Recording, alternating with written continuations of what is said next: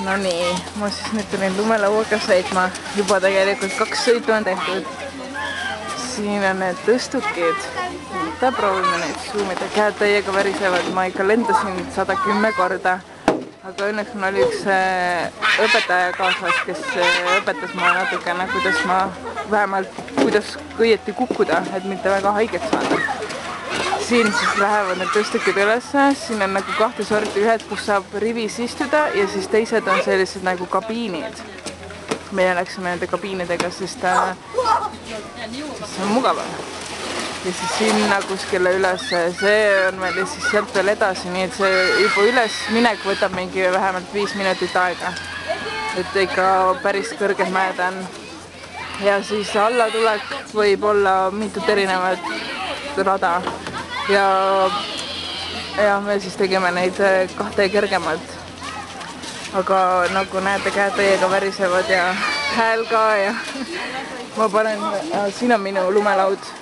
See siin ilusti seisab siin revis, ootab mind juba. Saapad on suured jalas, kindad, uued, eile ostsin. Ja praegu siis teen väikse pausi ja mu siis sõber läks kuskile sõitma, et tal vist hakkas natukene igav minusuguse algajaga koos sõita. Ma panen selle kaamera siia ääre peale praegu siis. Oota, võt siin ma istun praegu. Ootame, kus ta jääb sinna.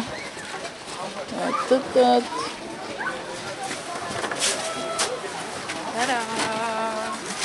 Suur suusataja, muskel on kõva. Ja nii palav on juba lihtsalt. Palav on.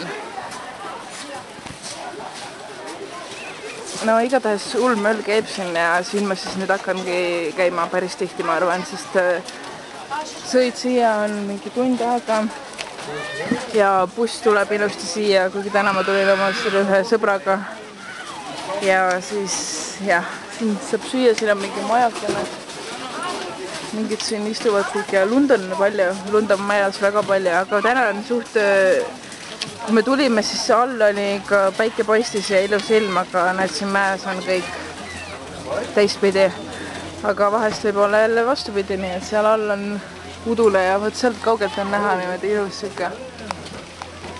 Kui mäe üleval oled, siis on ikka väga super vaade, et noh, ma seda vaadet praegu veel nii väga nautida ei saa, ma pean vaatama, et ma ei kukuks seal, aga muidu jah, väga ilus on siin.